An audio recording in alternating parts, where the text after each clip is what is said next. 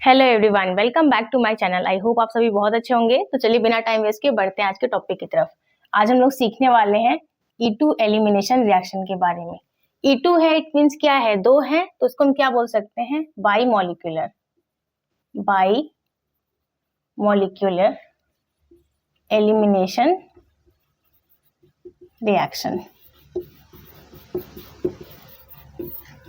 अब E2 elimination reaction जो है वो आपका E1 से थोड़ा अलग है। E1 में क्या होता था, हमारा प्रोसेस दो स्टेप में हो रहा होता था। पहले क्या होता था, हेलोजन ग्रुप हमारा बाहर निकलता था, देन कार्बोकैटायन बनता था, उसके बाद H+ निकलता था। लेकिन यहाँ पर कैसे होता है आपका रिएक्शन, जैसे मान लीजिए हमने कोई अल्काइल हैलाइड ले लिया,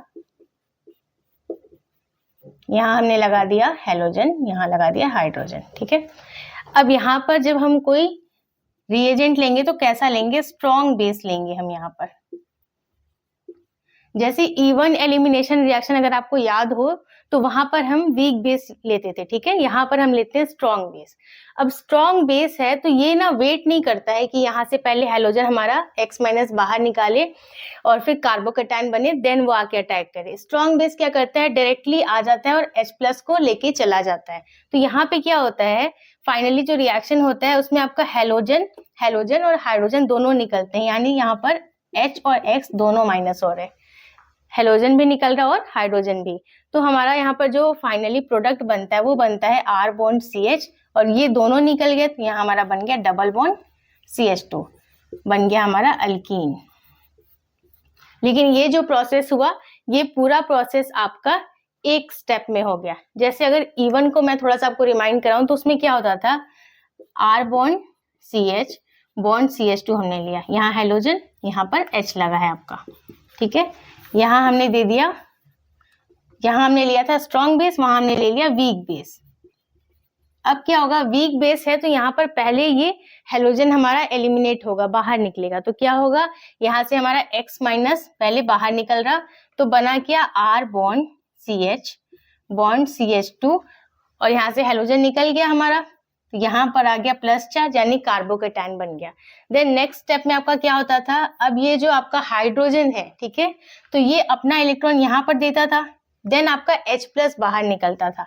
अब यहाँ से H+ जब बाहर निकलता था तब बनता था हमारा R बॉन्ड CH, यहाँ पर आ गया, अब ये निकल गया, अपना इलेक्ट्रॉन इसने यहाँ दिया तो यहाँ आ गया डबल बॉन्ड, तो बन गया R bond CH double bond CH2, यानी एल्कीन बन गया यहाँ पर आपका। लेकिन ये प्रोसेस आपका दो स्टेप में हुआ। फर्स्ट स्टेप में आपका हेलोजन बाहर निकला, देन कार्बोकैटायन आपका बना, फिर सेकेंड स्टेप में आपका H+ बाहर निकल रहा, तब बन रहा आपका अल्कीन। ये सारा प्रोसेस आपका होता था E1 में, ठीक है, जो यूनिमॉलिक्यूलर एलिमिनेशन रिएक्शन होता था उसके अंदर। लेकिन E2 में क्या हो रहा है, हमने दिया स्ट्रॉन्ग बेस, तो ये वेट नहीं कर रहा कि हेलोजन हमारा बाहर निकले, देन कार्बोकैटायन बने और फिर H+ जो है ये बाहर निकले। यहाँ पर डायरेक्टली H और X दोनों, यानी हेलोजन जो है वो और हाइड्रोजन दोनों ही आपका बाहर एक स्टेप के अंदर निकल जा रहा। तो ये दोनों डिफरेंस होता है E1 एंड E2 में। तो अब E2 के हम मैकेनिज्म को थोड़ा सा समझ लेते हैं। E1 भी अगर किसी को थोड़ा सा डाउट हो रहा था तो थोड़ा सा ये यहाँ पर क्लियर हो गया होगा। अब E2 के हम थोड़े से मैकेनिज्म को समझते हैं कि यहाँ पर क्या चीजें हो रही हैं। तो सबसे पहले हमें यहाँ दिख रहा है क्या है, R bond CH bond CH2, यहाँ हेलोजन है, यहाँ हाइड्रोजन है।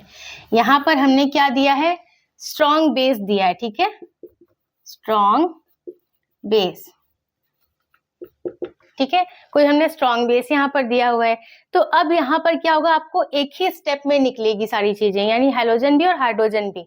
यहाँ पर ऐसा नहीं है कि पहले स्टेप में हेलोजन निकले, दोनों साथ निकलना है। तो यहाँ पर क्या होगा कि जो आपका बेस है वो चाहेगा कि इसको ले ले, ये हाइड्रोजन जो है आपका H+, इसको बाहर निकाले, तो उसके लिए क्या करेगा, ये इसके पास आएगा लेने के लिए। तो ये जो आपका बेस होता है वो होता क्या है, वो न्यूक्लियोफाइल ही होता है बेस आपका, प्लस जो आपका हेलोजन है ये भी न्यूक्लियोफाइल है। तो क्या होगा कि अगर ये यहाँ से डायरेक्टली आएगा इसके पास, तो यहाँ से रिपल्सन होने लगेगा, क्योंकि इसके जस्ट बगल में हेलोजन है। तो यहाँ पर मैकेनिज्म में क्या हो रहा है कि यहाँ पर ये आप हाइड्रोजन को यहाँ ना लगा के यहाँ पे लगाइए। इससे क्या होगा कि ये आपका जो बेस है वो इस साइड से आकर यहाँ से हाइड्रोजन को लेकर जाएगा। H+ को यहाँ से लेकर जाएगा, ना कि यहाँ से। यहाँ से अगर ये ले जाता तो ये भी न्यूक्लियोफाइल है, ये भी आपका हेलोजन भी न्यूक्लियोफाइल है, तो क्या होता है, रिपल्सन होने लगता है, ठीक है। तो ये इस साइड से आकर, यहाँ से आकर ये इसको लेकर जाएगा। तो ये सारा प्रोसेस कैसे हो रहा है, सबसे पहले यहाँ पर जब ये बेस आपका आएगा तो आपका प्रोडक्ट कैसे बनेगा। अब ये R बॉन्ड CH तो आपका ठीक है, एज इट इज रह गया। अब ये जब हाइड्रोजन इसके पास जैसी बेस आएगा इसको लेने के लिए, तो ये क्या करेगा, ये सोचेगा ये वाला जो इसका बॉन्ड है ये अपना इलेक्ट्रॉन इसके पास दे दे, ठीक है, समझ आ रही चीजें। ये सोचेगा अपना इलेक्ट्रॉन ये इसके पास दे दे, उसके बाद ये बाहर निकल जाए। अब कार्बन की वैलेंसी आपको पता है कितनी होती है, 4 होती है। अगर इसने यहाँ पर दे दिया अपना इलेक्ट्रॉन, तो यहाँ पर क्या हो जाएगा, कार्बन की वैलेंसी कितनी हो जाएगी, एक तो पहले से इससे है हाइड्रोजन से, दूसरा हेलोजन से, तीसरा इससे 3, ठीक है, एक इससे 4 और एक इसने भी दे दिया, तो इसकी टोटल वैलेंसी 5 हो जाएगी, ठीक है, जबकि उसको 4 वैलेंसी उसकी चाहिए कार्बन की, एक एक्स्ट्रा हो जाएगी। तो ये तो ऐसा नहीं चाहेगा कि इसकी वैलेंसी 4 है तो वो 5 हो जाए, तो वो इसके लिए क्या करेगा, वो सोचेगा कि फिर ये हेलोजन मेरा बाहर निकल जाए। जब ऑलरेडी इसको यहाँ से इलेक्ट्रॉन मिल रहा है तो वो सोचेगा हेलोजन यहाँ से बाहर निकले। तो हमारा बॉन्ड कैसे बनेगा, अब इसने चाहा कि यहाँ से हेलोजन बाहर निकल जाए, तो इसको आप डैश से शो कर दीजिएगा कि ये बॉन्ड आपका ब्रेक हो रहा है, हेलोजन आपका एलिमिनेट हो रहा है। देन आपका क्या हो रहा है, यहाँ से ये जो आपका हाइड्रोजन है ये अपना इलेक्ट्रॉन यहाँ पर दे रहा है, इट मीन्स यहाँ पर पार्शियल डबल बॉन्ड बन रहा है। जिसने अपना इलेक्ट्रॉन यहाँ पे दिया तो यहाँ पे पार्शियल डबल बॉन्ड बनने लग गया। फिर यहाँ पे क्या आपका CH2, और ये वाला जो आपका बॉन्ड है हाइड्रोजन का, ये वाला बॉन्ड तो ये अपना यहाँ से दे रहा है, मतलब ब्रेक हो रहा है, तो इसको आप ऐसे शो करिए, यहाँ ये वाला बॉन्ड भी इसका ब्रेक हो रहा है, ठीक है। और इसको यहाँ से लेने के लिए कौन आया है, हमारा बेस आया है, B- आया है। इसको यहाँ पे मैं बना देती हूँ, जैसे आपका B- आया हुआ है इसको लेने के लिए, तो इन दोनों का बॉन्ड जो है ये बनना स्टार्ट हो रहा है, ठीक है। ये मतलब बॉन्ड आपका बन रहा है, ठीक है, ये वाला बॉन्ड आपका ब्रेक हो रहा है।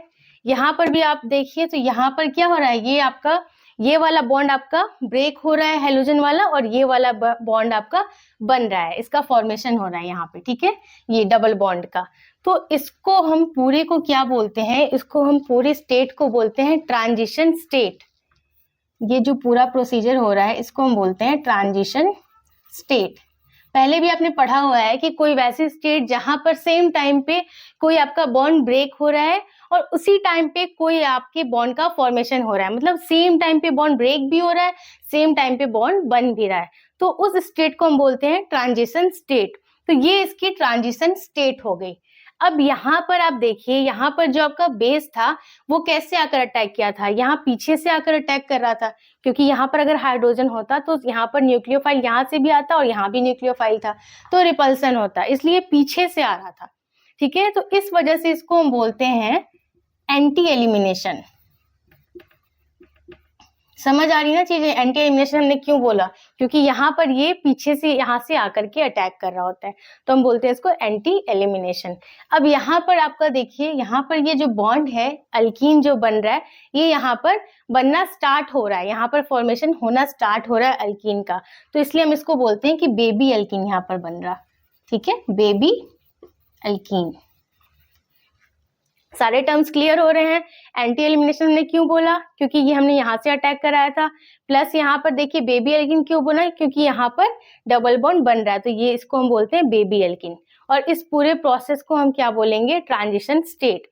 अब नेक्स्ट स्टेप में क्या होगा, ये सारी चीजें हमने देख ली कि यहाँ पर बॉन्ड हमारा ब्रेक हो रहा, यहाँ बन रहा, ठीक है, ये सारी चीजें हमने देख ली। अब नेक्स्ट स्टेप में क्या होगा, यहाँ पर ये सारा प्रोसेस वैसे एक ही स्टेप में हो रहा है, मैं आपको समझाने के लिए बोलूँ कि इसके बाद कौन सा स्टेप होगा, वैसे ये सारा प्रोसीजर एक स्टेप के अंदर हो रहा है।